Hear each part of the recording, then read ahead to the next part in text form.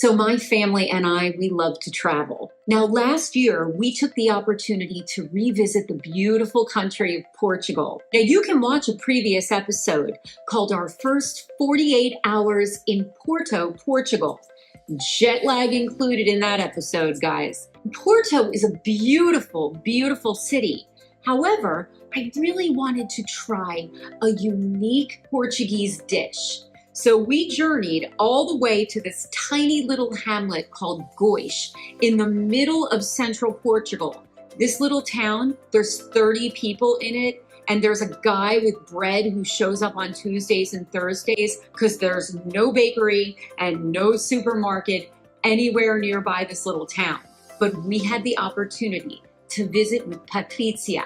She owns this tiny little bed and breakfast. She taught us how to create Chanfana, which is a traditional Portuguese stew that people really only make for special occasions like Christmas, Easter, anniversaries, and even the celebrations of the saints. So join us on this culinary escapade and learn how to create a very unique traditional Portuguese dish.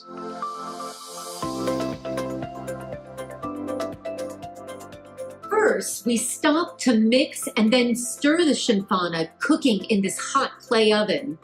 And it takes since 9:30 this morning? It's burning since 7:30 in the morning. Then we started 7:30. So do you go like to the butcher, you buy the meats? Wow. It's like a 2-day process, let's say. Well, yeah, I mean, I figured this was very, very labor intensive. Wow. This is legit. So there's two things there. And we were also baking bread. We can have cornbread now with butter if you want. And I thought, well, maybe they will be able to see the process of baking the bread. It was too hot and it was very fast. Are the pots heavy? They are a bit heavy. Maybe you can help me. Sure. You think so? Sure. Yeah, that's it. Yay! Now, can you just kind of... Okay. No? Okay. So, let me see. Do you want me to lift it? Do you have it? Can you do it? I think so. Are you afraid? You getting it, Kiefer? Yeah. Crying. Wow. Bravo. Wow. Thank you.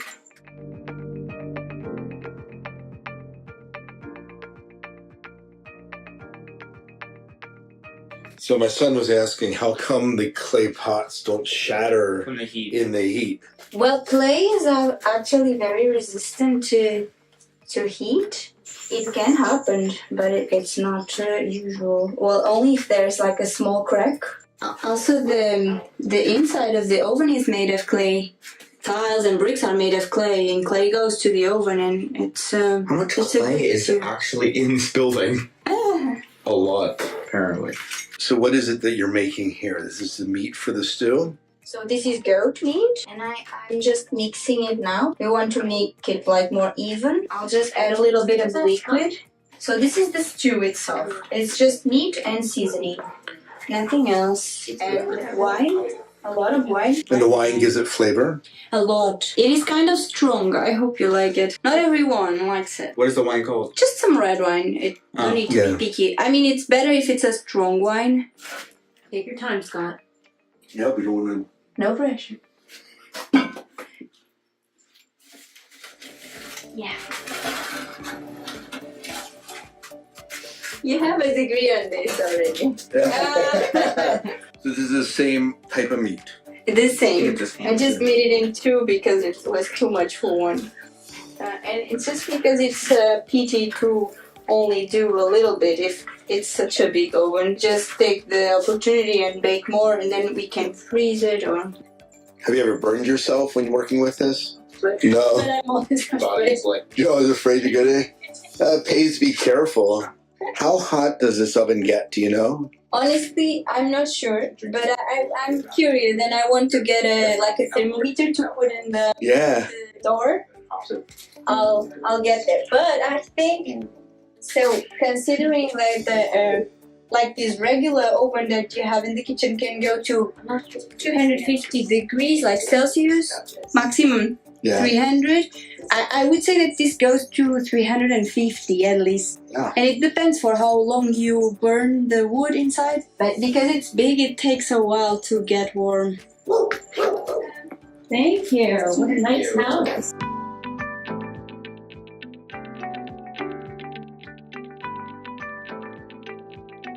What kind of bread is this?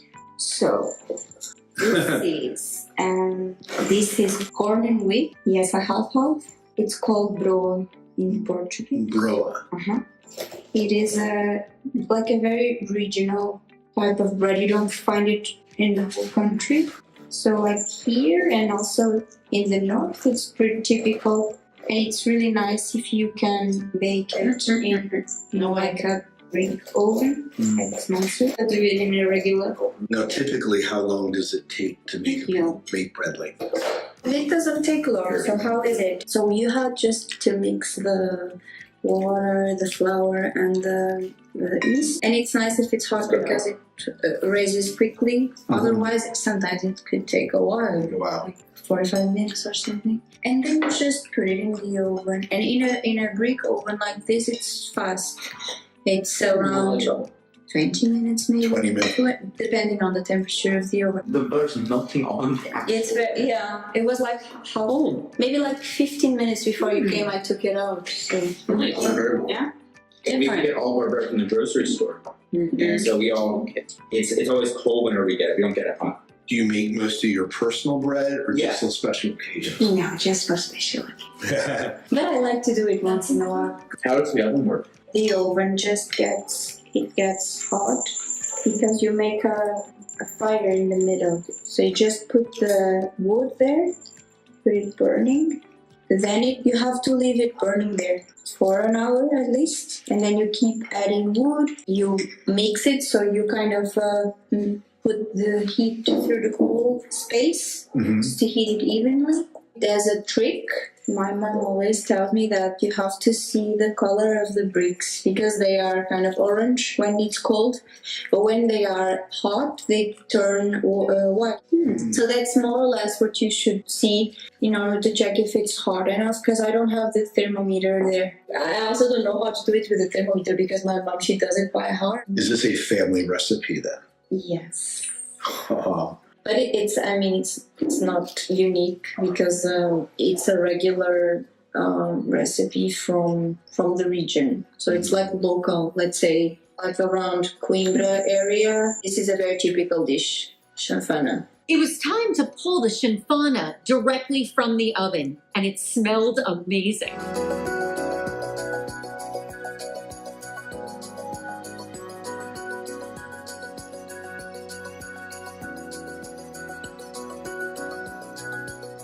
Yay.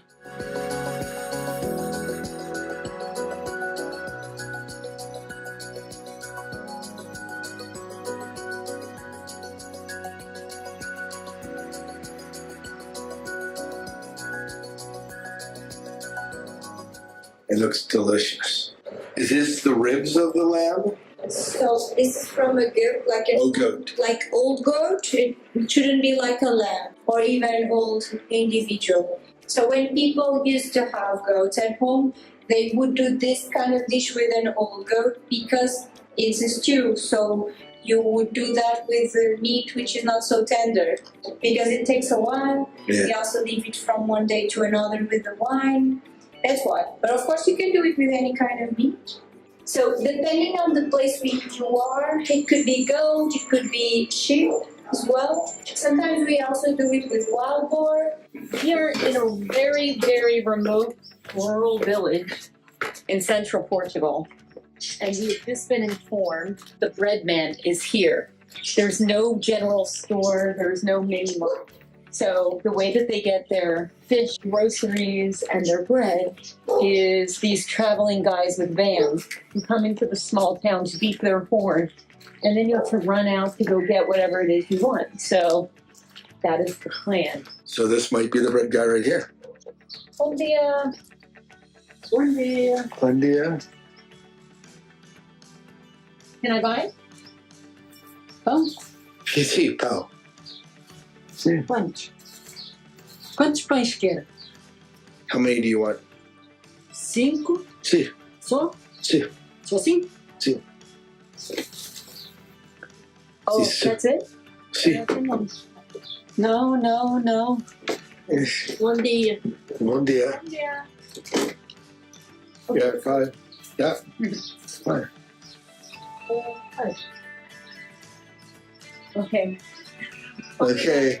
Obrigada.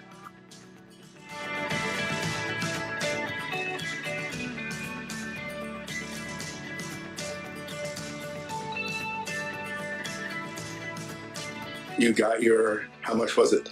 It was €1 For 5 for 5 fresh baked bread. bread. That is awesome. There's an experience you don't get.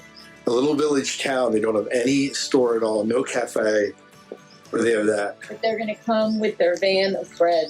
Mission accomplished.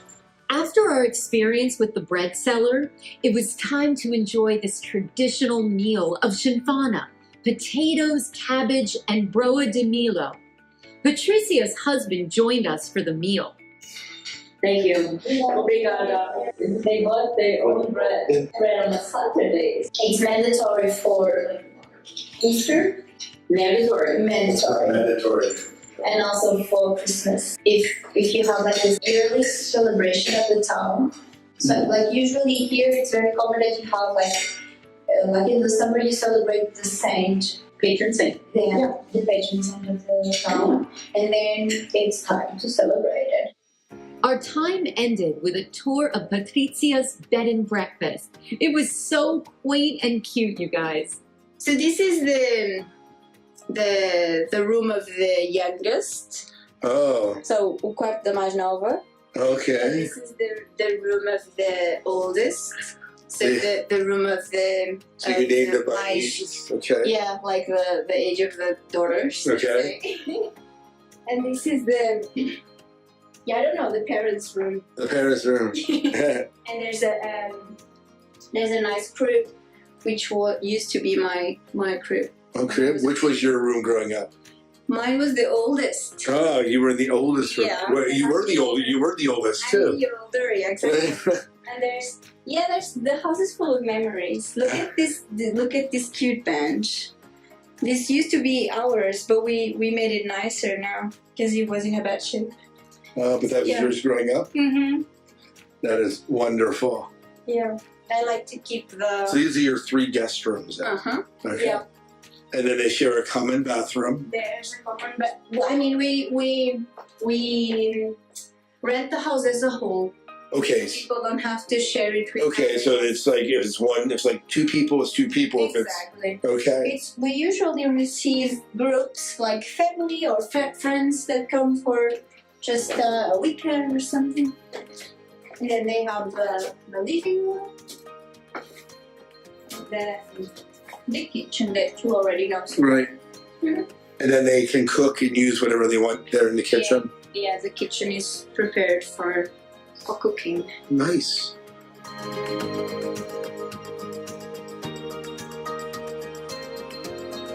Come on, buddy. Have a nice day.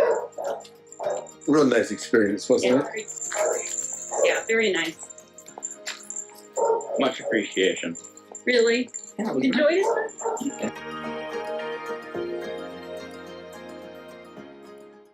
So this whole experience really got me thinking about food and culture. As our world becomes more integrated, food is integrating too.